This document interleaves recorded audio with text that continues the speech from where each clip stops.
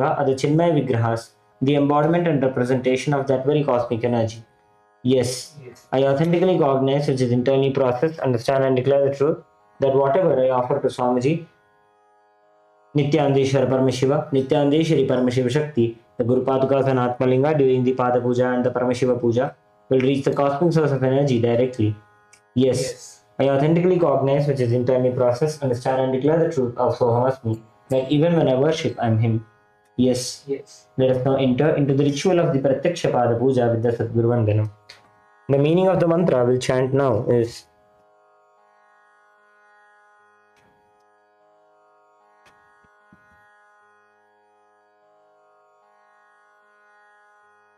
I surrender to that Sadguru who is the eternal bliss, the bestower of supreme happiness, the one who is the embodiment of wisdom, who is beyond duality, who is omnipresent, for whom the supreme goal is giving the enlightenment experience, who is eternal, pure and unshakable, who is the silent spectator of all thought processes, who is beyond emotions, and the one who is without three qualities called Sattva, Rajas and Tamas. Now please take a few flowers in your hands and offer the flowers at Swamiji's feet by the end of the mantra.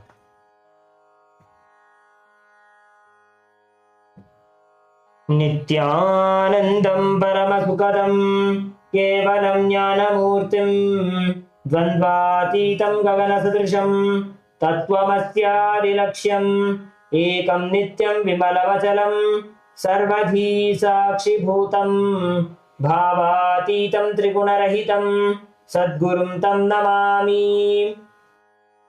Next is the Guru Parampara Vandana, the offering of gratitude and respects to the eternal lineage of all the enlightened masters, which has Nityanandeshwara Paramashiva in the beginning, Nityanandeshwari Paramashiva Shakti in the middle, and my Guru, the supreme pontiff of Hinduism, Bhagavan Shri Nityananda Paramashivam, towards the end. Please take a few flowers in your hands and offer the flowers at Swamiji's feet by the end of the mantra. Nityanandeshwara Paramashiva Samarambham नित्यानंदेश्वरी Paramshiva शक्ति मध्यमां नित्यानंद पर्यंतां वंदे गुरु परंपरां.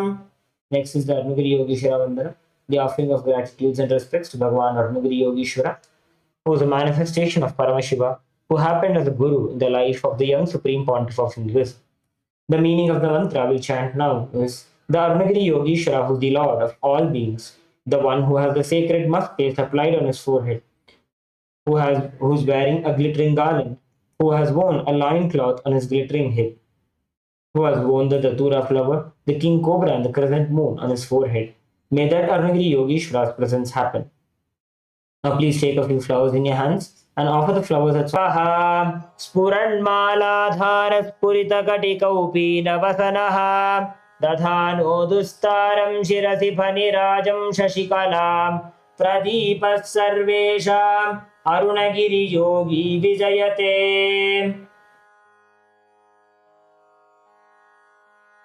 Next is the Tattvachmanam. Please take an udani of water into your right palm and sip the water from the base of the right palm along with the mantra. Om Atmatattvam Shodhayami Svadha. ओम विद्यातत्वं शोधयामि स्वधा. ओम शिवतत्वं शोधयामि स्वधा.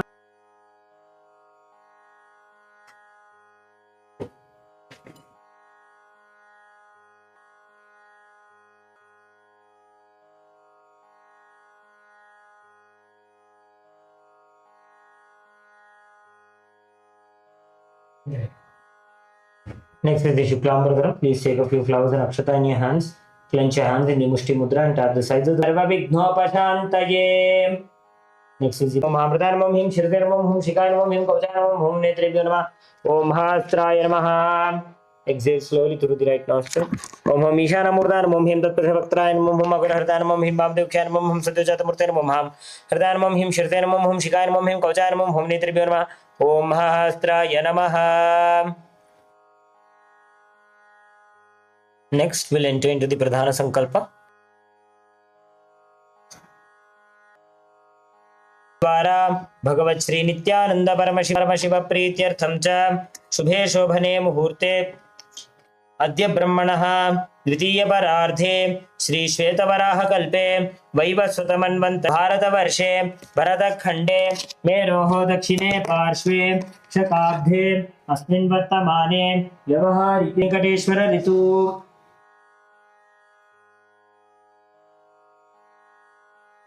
धनुर्मासे कृष्णपक्षे पंचम्यां शुभतिथौ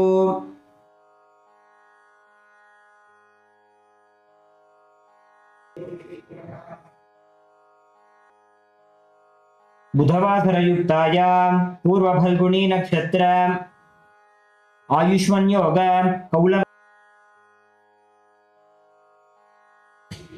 श्री कैलासोन्नत द्वादशांत श्यामला पीठारूढ़ श्री मीनाक्षी सुंदरेश्वराभिन्न स्वरूप परशिवपुत्र रत्नकुमार गुरुमन्यतुल्यावतार श्री पार्वती स्तन्यपान लब्ध दिव्य ज्ञान विश्रुत सकल निगमागमसारभूत द्राविड वेद प्रपत्र श्रीमत् परम शिव करुणा समधिगत मुक्तामय चतुरश्रयान गीयमान छत्र चामर श्रीचिह्न काहलादि समस्त बिरदा वल्यलंकृत ज्ञान विज्ञान चक्रवर्ती सर्वजन संघ सद्यो निर्वाण दीक्षा व्ययापवर्ग वर्ष विश्रानजीमूत परमतगलभकेसरी शैव सिद्धांत स्थापनाचार्य श्री राजाधिराज पांड्य महाराज गुरु क्षपण शाक्यादि महांधकार निवारण ज्ञान भानु वीक्षणा नरहार ध्वजोच्छेदन पूर्वक श्रीमद ऋषभध्वज संबंध देशिक स्वामी वागीश सुंदर माणिक्यवाचक स्वामिनाम अवतार भूत श्री ज्ञान संबंध स्वामी पुनरुद्धृत श्यामला पीठ सर्वज्ञ पीठ तृणवद्युत्तर द्विशततम गुरु महासन्निधान अरुणगिरि योगीश्वर परंपरागत अरुणाचल सर्वज्ञ पीठ गुरु महासन्निधान कैलास परंपरागत कांची कैलास सर्वज्ञ पीठ त्रयस्त्रिंशदुत्तर द्विशततम गुरु महासन्निलास नित्यानंद पीठ महासंस्थान महासिंहासन पीठ कर्त्र साक्षात् श्री परमशिव समुद्भूत कपिल महागुरु पुनरुद्धृत महानिर्वाणी पीठ अष्टोत्तर सहस्र श्री महामंडलेश्वर साक्षात् श्री परमशिव समुद्भूत श्री अटल पीठाधीश्वर धर्म मुक्ति स्वर्ग पुरस्वर्ण पीठ त्रयोविंश गुरु महासन्निधान कैलास परंपरागत हंसवरिव्राजकाचार्य वर्य सच्चिदानंद प्रणव स्वरूप श्रोत्रिय ब्रह्मनिष्ठ श्रीमज्जगद्गुरु श्रील श्री भगवत श्री नित्यानंद परमशिव श्री ज्ञान संबंध देशिक परमाचार्य स्वामिनां प्रीत्यर्थं तेषां पादारविन्दयोः भक्ति सिद्ध्यर्थं गुरुकृपा कटाक्ष सिद्ध्यर्थं क्षेम स्थैर्य वीर्य विजय आयुरारोग्य ऐश्वर्यानाम् अभिवृद्ध्यर्थं धर्मार्थ काम मोक्ष चतुर्विध फल पुरुषार्थ सिद्ध्यर्थं समस्त दुरितोपशान्त्यर्थं समस्त मंगलावाप्त्यर्थं भगवत् श्री नित्यानंद परमशिव प्रसादेन सकुटुम्बस्य ज्ञान वैराग्य जीवन मुक्ति प्राप्त्यर्थं श्री नित्यानंदेश्वर परमशिव अवतार भूत श्री सर्वदेव देवी स्वरूप भगवत् श्री नित्यानंद परमशिव प्रत्यक्ष पाद पूजा करिष्ये श्री नित्यानंदेश्वरी परमशिव शक्ति समेत श्री नित्यानंदेश्वर परमशिव पूजा च करिष्ये ओम अपौपस्पृश्य next we'll perform the ghantanada. Please take the bell in your left hand, hold it at the level of your heart center and ring the bell along with the mantra. Om आगमार्थं तु देवानां गमनार्थं तु राक्षसां घण्टानादं करोम्यादौ देवताह्वानलाञ्छनं घण्टादेवताभ्यो नमः।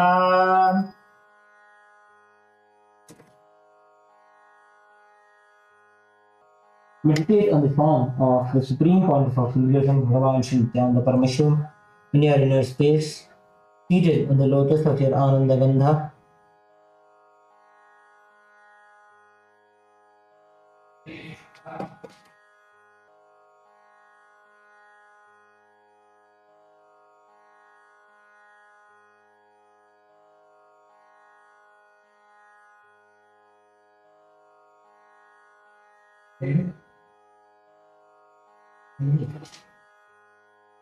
ॐ हृत्पद्ममासनं दद्यात् सहस्रारच्युतामृतैः पाद्यं चरणयोर्दद्यात् मनस्तु अर्घ्यं निवेदयेत् तेनामृतस्यात् गन्धतत्त्वकं चित्तं प्रकल्पयेत् पुष्पं धूपं प्राणान् प्रकल्पयेत् अयं मनहङ्कारं अरागं ममदं तथा अमोहकमदं भञ्च अद्वेषाक्षोभको तथा अमात्सर्यं मलोभं च दशपुष्पं विदुर्बुधाः अहिंसा परमं पुष्पं पुष्पमिन्द्रियनिग्रहः दया पुष्पं क्षमा पुष्पं ज्ञानपुष्पं च पञ्चमम् इति पञ्चदशैर्भावपुष्पैः सम्पूजयेत् भगवन्तं श्रीनित्यानन्दपरमशिवम्।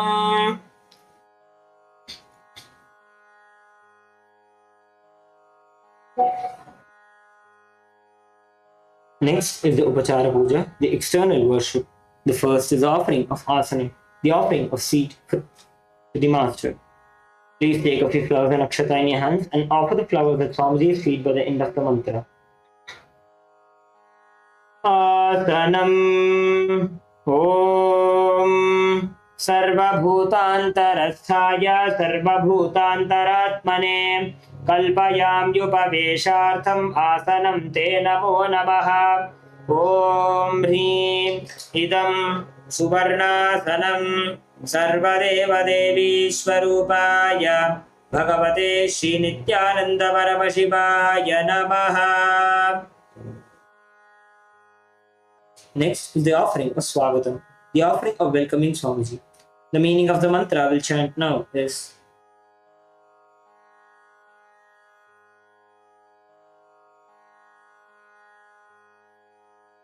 O the Lord of all gods, O the one whose darshan is awaited by the gods for the full satisfied, the fruits of all my tapas is materialized just by welcoming you. Now, please take a few flowers in your hands and offer the flowers at Swamiji's feet by the end of the mantra.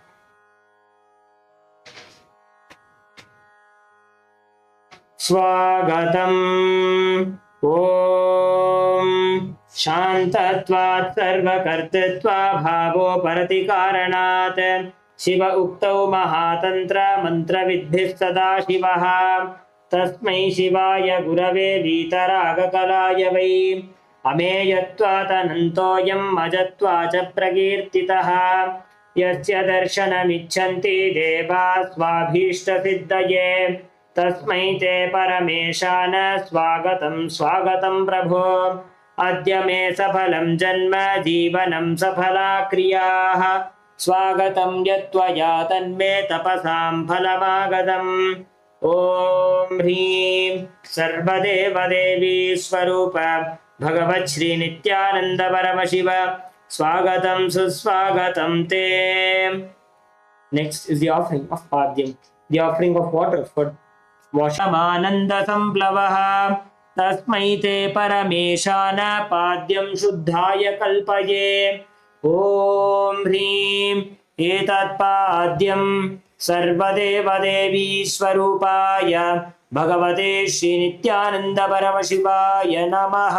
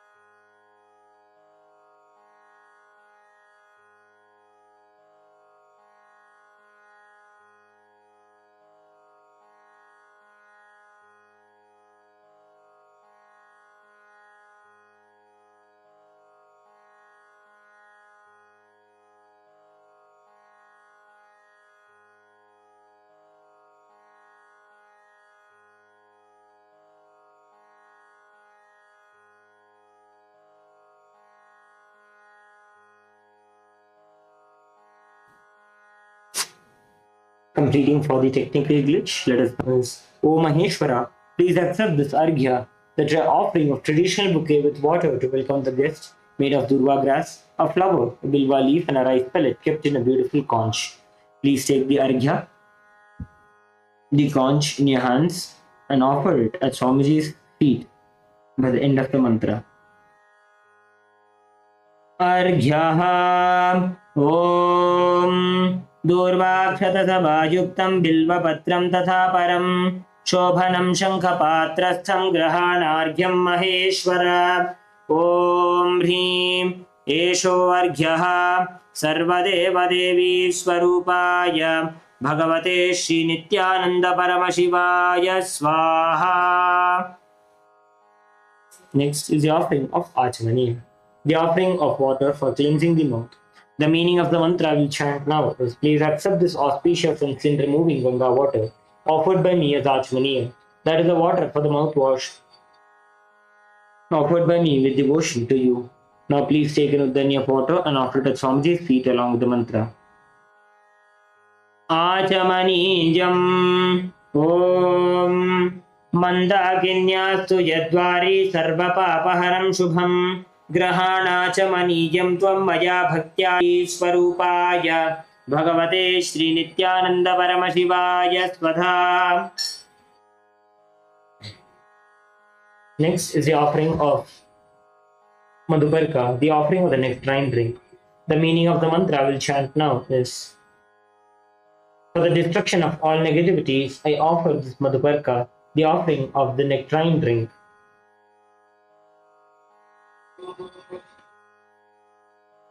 Please take the Madhubarka in your hands and offer it at Swamiji's feet by the end of the mantra. Madhubarkaha Om Sarvakalmashanashaya Paripurnasudhatmakam Madhubarkamimam Deva Kalpayami Prasidame Om Rupaya Bhagavate Shri Nityananda Paramashivaya Swadha. Next is the offering of Gandhatailam, the offering of scented oil. The meaning of the mantra I will chant now is, I offer with love and affection this scented oil to you. O the healer of all the worlds, you are the purest among all the worlds. Now please take the Madhubarka, please take the Gandhatailam in your hands and offer it at Swamiji's feet along with the mantra. Gandhatailam Om Sneham Grahana Snehena Lokanam Hitakaraka Sarvalokeshu Shuddhasvam Dadami Snehamuttamam Om Hrim Idam Gandhatailam Sarvadeva Devi Swarupaya Bhagavate Shri Nityananda Paramashivaya Svat Nivedayami. Next is the offering of Snaniyam, the offering of water for the sacred bath. The meaning of the mantra I will chant now is, please accept this cool, pure and clear water which is capable of seizing my mind by a sacred bath offered by me with devotion to you. Now please take an uddani of water and offer it at Swamiji's feet by the end of the mantra.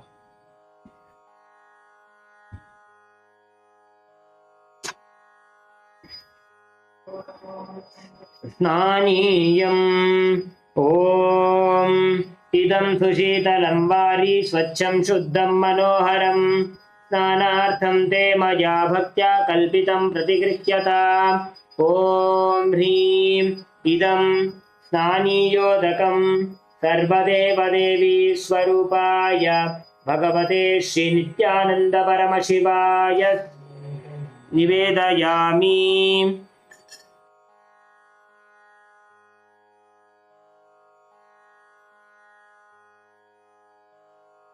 Next is the offering of Vastram, the offering of the sacred clothes. The meaning of the mantra I will chant now is,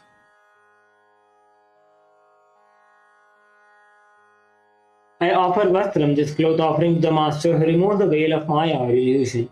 The Master who is the true light of enlightenment, who does not have a veil of Maya and has the very space as the dress. Now please take the Vastram in your hands and offer it at Swamiji's feet along with the mantra. वस्त्रं ॐ मायाचित्रपटाच्छन्न निजगुह्योरुतेजसे निरावरणविज्ञाय वासस्ते कल्पयाम्यहम् ॐ ह्रीं इदं वस्त्रोत्तरीयं सर्वदेवदेवी स्वरूपाय भगवते श्रीनित्यानन्दपरमशिवाय निवेदयामि. Next is the offering of Abharanam, the offering of the sacred jewels. The meaning of the mantra we'll chant now is: I offer this golden ornament to you, Master, who by very nature has a very gracefully beautiful body and who is the repository of all powers. May it be pleased. Now, please take the jewelry in your hands and offer it at Swamiji's feet along the mantra. Abharanam Om स्वभावसुन्दराङ्गाय नानाशक्त्याश्रयायते सुवर्णं भूषणं तुभ्यं कल्पयामि प्रसीद मे. ॐ ह्रीं इदं सुवर्णाभरणं सर्वदेवदेवी स्वरूपाय भगवते श्रीनित्यानन्दपरमशिवाय निवेदयामि.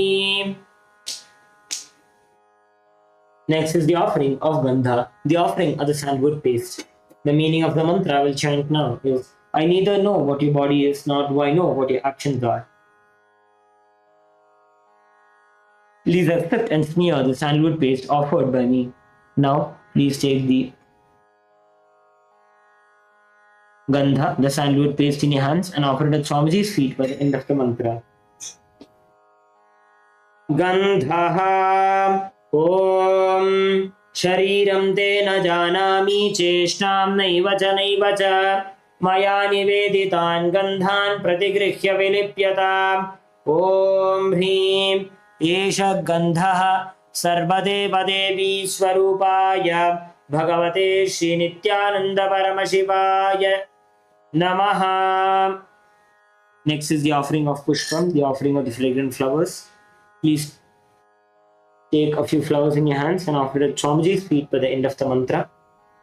Pushpam Om Turiyavana Sampannam Nana Gunamanoharam Anandasaurabham Pushpam Grihyatamidamuttamam.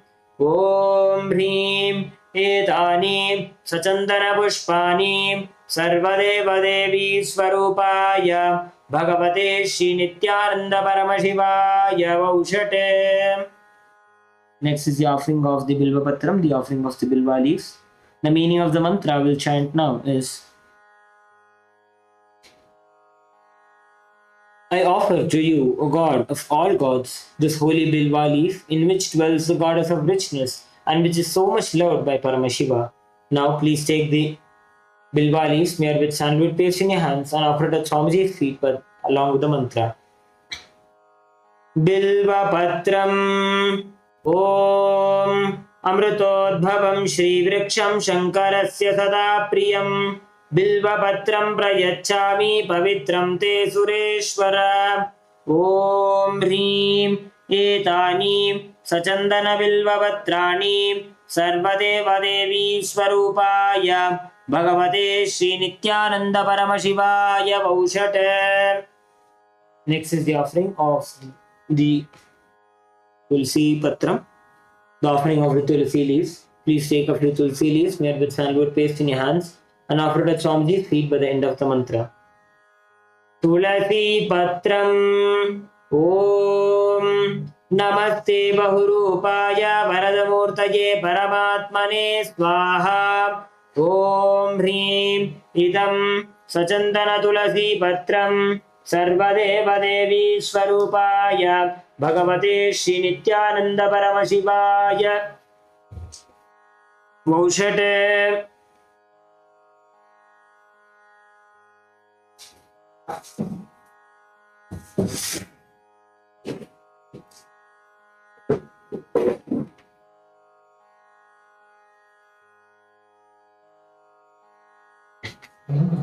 Next is the offering of Dhupa, the offering of the lit incense sticks. The meaning of the mantra I will chant now is: this incense smoke is made of sacred herbs of intoxicating fragrance. Please accept this incense smoke fit to be inhaled by all the devas. Now please take the lit dhupa in your hands and slowly wave it towards Swamiji along with the mantra, and please ring the bell as you do so.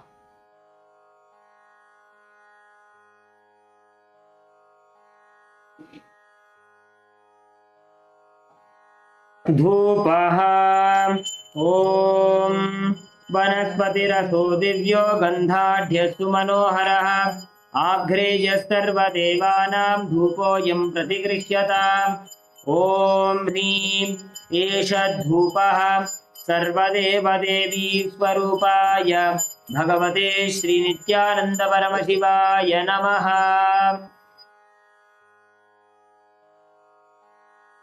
Next is the offering of Deepa, the offering of the lit lamp. The meaning of the mantra we'll chant now is, please accept this light of inner and outer worlds which is very bright and remove the darkness from everywhere. Now please take the Deepa in your hands and slowly wave it towards Swamiji along with the mantra.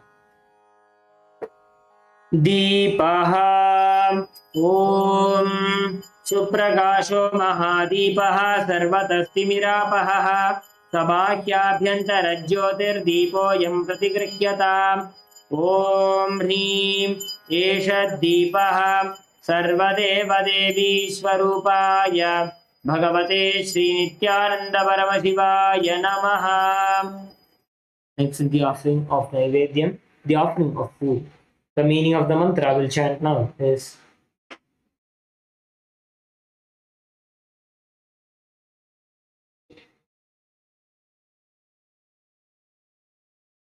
these different kinds of food offerings are prepared from sweetener and other ingredients. O Lord, please accept this food offering prepared by me with devotion. Now please take an uddani of water and hover it clockwise over the Naivedyam, offering it at Swamiji's feet by the end of the mantra. Naivedyam Om Naivedyam Vividham Deva Sharkara Adivinirmitam Maya Niveditam Bhaktya Grahana Parameshwara Om Hrim Idam Shopakarna Naivedyam Sarvadevadevi Swarupaya Bhagavate Shri Nityananda Paramashivaya Nivedayami. Next is the offering of Paniyam, the offering of water for drinking. The meaning of the mantra we'll chant now is,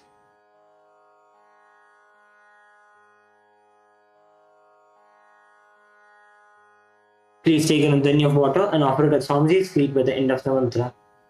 Panijam Om Samastadeva Devesha Sarvatriptikaram Param Akhandananda Sampurnam Grahana Jalamuttamam Om Hrim Idam Panarthodakam Sarvadeva Devi Swarupaya Bhagavate Shri Nityananda Paramashivaya Namaha. Next is the offering of Punarachamaniyam, the offering of water for cleansing the mouth. The meaning of the mantra we'll chant now is, I offer this water for washing the hands and the mouth to you, whose mere remembrance purifies everybody. Now please take an uddani of water and offer it at Swamiji's feet by the end of the mantra. Punarachamanijam Om Uchishtamapya Shuchirva Yasya Smaranamatrataha Shuddhimapnoti Tasmai Te Punarachamanijakam Om Hrim Idam Punarachamanijodatam Sarvadeva Devi Swarupaya Bhagavate Shri Nityananda Paramashivaya Swaha. Next is the offering of Aratrikam, the offering of the lit Arti. Please take the lit Arti in your hands and slowly wave it towards Swamiji along the mantra. And please ring the bell as you do so. Aratrikam Om Hrim Esha Deepamala Sarvadeva Devi Swarupaya Bhagavate Shri Nityananda Paramashivaya Namaha.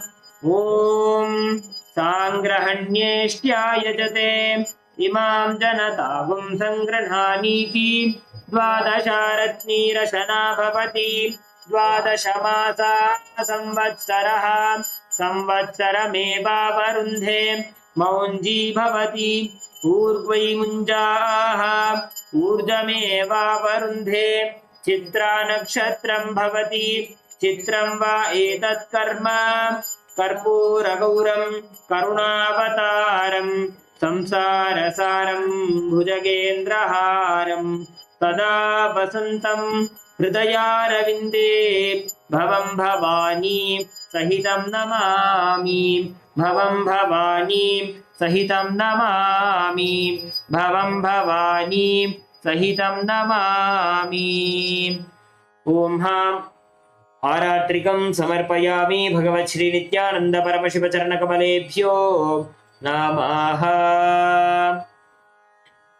Next is the offering of Pushpanjali. Please take a few flowers in your hands. Now for the flowers at Swamiji's feet for the end of the mantra. पुष्पांजलिः गुरुर्ब्रह्मा गुरुर्विष्णुः गुरुर्देवो महेश्वरः गुरुः साक्षात् परं ब्रह्मा तस्मै श्री गुरवे नमः।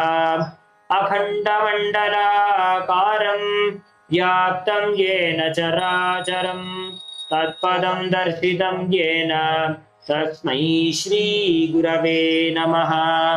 अज्ञानतिमिरान्धस्य ज्ञानाञ्जनशलाकया चक्षुरुन्मीलितं येन तस्मै श्री गुरवे नमः। अनेकजन्मसम्प्राप्तकर्मबन्धविदाहिने आत्मज्ञानप्रदानेन तस्मै श्री गुरवे नमः। ईश्वरो गुरुरात्मेति मूर्तिभेदविभागिने व्योमवद्व्याप्तदेहाय दक्षिणामूर्तये नमः।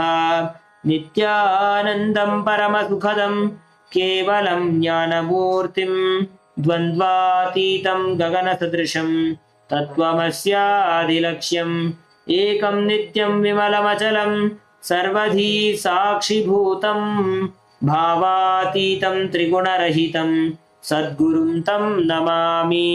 पुष्पाञ्जलिं समर्पयामि भगवत् श्री नित्यानंद परमशिव चरणकमलेभ्यो नमः। ओम नित्यानंदम्। Next is offering. Next we'll enter into the Paramashiva Puja, beginning with the Tattvachana. ओम आत्मतत्त्वं शोधयामि स्वधा ओम विद्यातत्त्वं शोधयामि स्वधा ओम शिवतत्त्वं शोधयामि स्वधा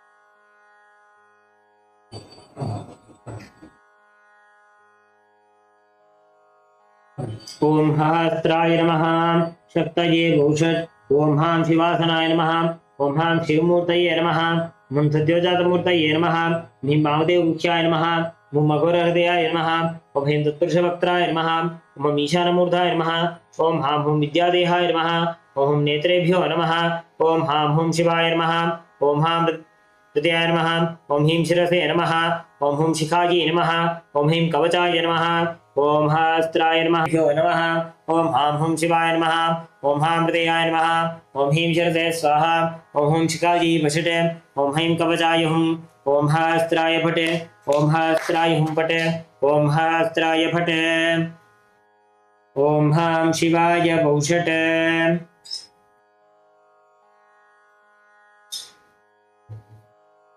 Please perform the Samanya Arghya Sthapana.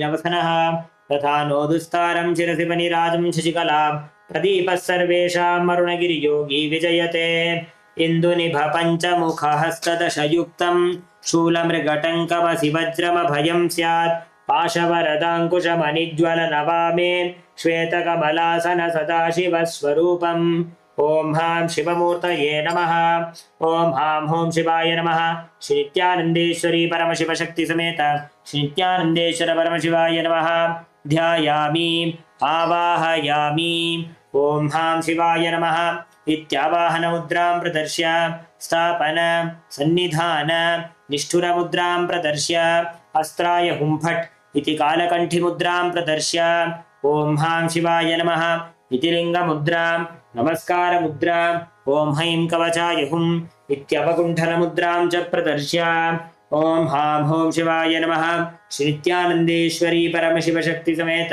Shri नित्यानन्देश्वर परमशिवाय नमः। आसनं समर्पयामि। ॐ हां शिवाय नमः। ॐ हां शिवाय स्वधा। ॐ हां शिवाय स्वाहा। श्री नित्यानन्देश्वरी परमशिवशक्ति समेत श्री नित्यानन्देश्वर परमशिवाय नमः। आद्याचमनार्घ्यं दत्त्वा ॐ हां हों शिवाय नमः श्री नित्यानन्देश्वरी परमशिवशक्ति समेत श्री नित्यानन्देश्वर परमशिवाय नमः। स्नानं समर्पयामि।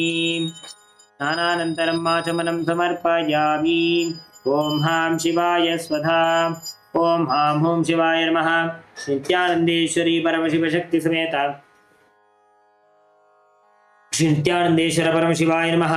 वस्त्रयज्ञोपवीतोत्तरीयाभरणार्थमक्षतान् समर्पयामि। ॐ हां हों शिवाय नमः श्री नित्यानन्देश्वरी परमशिवशक्ति समेत श्री नित्यानन्देश्वर परमशिवाय नमः। गन्धान् धारयामि। गन्धस्योपरि हरिद्रा कुङ्कुमचूर्णं समर्पयामि। पुष्पैः पूजयामि। ॐ भवाय देवाय नमः भवस्य देवसुपत्नी नमः। ॐ शर्वाय देवाय नमः शर्वस्य देवसुपत्नी नमः। ॐ ईशानाय देवाय नमः ईशानस्य देवसुपत्नी नमः। ॐ पशुपतेर्देवाय नमः पशुपतेर्देवस्य पत्नी नमः। ॐ उग्राय देवाय नमः उग्रस्य देवसुपत्नी नमः। ॐ रुद्राय देवाय नमः रुद्रस्य देवसुपत्नी नमः।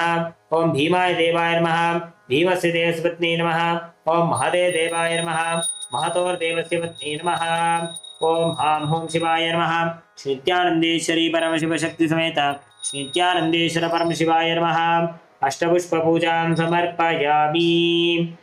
ॐ हां हों शिवाय नमः श्री नित्यानन्देश्वरी परमशिवशक्ति समेत श्री नित्यानन्देश्वर परमशिवाय नमः। बिल्वपत्रं समर्पयामि। ॐ सहस्राय नमः। अथ धूपः। ॐ सहस्राय फट्। ॐ हामृदयाय नमः। ॐ धूरति धूर्वधूर्वन्तं धूर्वतयोऽस्मान् धूर्वतितं धूर्वयं वयं धूर्वामस्वं देवानामसि स्वस्तितमं पप्रितमं दुष्टतमं वह्नितमं देवहूतममहृतमसि हविर्दानं दृगंहस्वमात्वा मित्रस्य त्वा चक्षुषा प्रेक्षे माभिर्मा संविद्धा मात्वा हि पुंसिषम्। ॐ हां हों शिवाय नमः श्री नित्यानन्देश्वरी परमशिवशक्ति समेत श्री नित्यानन्देश्वर परमशिवाय नमः। धूपमाग्रापयामि। ॐ हां शिवाय स्वधा। अथ दीपः। ॐ सहस्राय फट्। ॐ हामृतयाय नमः। ॐ उद्दीप्य स्वजातवेदोपघ्निन्नरतिं मम पशोगश्च मह्यमापह जीवनं च दिशो दिशा मानो हि पुंसी जातवेदो कामश्वं पुरुषं जगत् अभिभ्रदग्न आगहि श्रिया मा परिपातय। ॐ हां हों शिवाय नमः श्री नित्यानन्देश्वरी परमशिवशक्ति समेत श्री नित्यानन्देश्वर परमशिवाय नमः। दीपं सन्दर्शयामि। ॐ हां शिवाय स्वधा। अथ नैवेद्यम्। ॐ सहस्राय फट्। ॐ हामृतयाय नमः।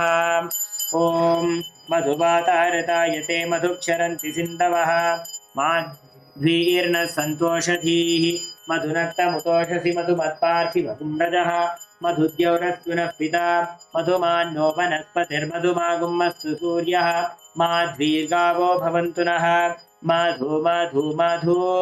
ॐ हां हों शिवाय नमः श्री नित्यानन्देश्वरी परमशिवशक्ति समेत श्री नित्यानन्देश्वर परमशिवाय नमः। नैवेद्यं निवेदयामि। नैवेद्यानन्तरमाचमनं समर्पयामि। ॐ हां शिवाय स्वधा। ॐ हां हों शिवाय नमः श्री नित्यानन्देश्वरी परमशिवशक्ति समेत श्री नित्यानन्देश्वर परमशिवाय नमः। ताम्बूलं समर्पयामि। नीराजनम्। ॐ सहस्राय फट्। ॐ हामृतयाय नमः। ॐ सोमो वा एतस्य राज्यमादत्ते यो राजासन् राज्यो वासो मे नेजते देवसुवा मेधानि हवीगुंसि भवन्ति य एतावन्तो वै देवानागुं सवाः स एवास्मै सवान् प्रयच्छन्ति स एनं पुनः सुवन्ते राज्याय देवसुराजा भवति न तत्र सूर्यो भाति न चन्द्रतारकं नेमा विद्युतो भाति कुतोऽयमग्निः तमेव भान्तमनुभाति सर्वं तस्य वासा सर्वमिदं विभाति कर्पूरगौरं करुणावतारं संसारसारं भुजगेन्द्रहारं सदा वसन्तं हृदयारविन्दे भवं भवानी सहितं नमामि भवं भवानी सहितं नमामि भवं भवानी सहितं नमामि। ओम हां हों शिवाय नमः। श्री नित्यानंदेश्वरी परमशिव शक्ति समेत श्री नित्यानंदेश्वर परमशिवाय नमः। कर्पूर नीराजनं संदर्शयामि रक्षां धारयामि। ओम हां शिवाय स्वधा। ओम हां हों शिवाय नमः। श्री नित्यानंदेश्वरी परमशिव शक्ति समेत श्री नित्यानंदेश्वर परमशिवाय नमः। पुष्पांजलिं समर्पयामि। Please perform the Gayatri Mantra Japa and the Shiva Mula Mantra Japa internally.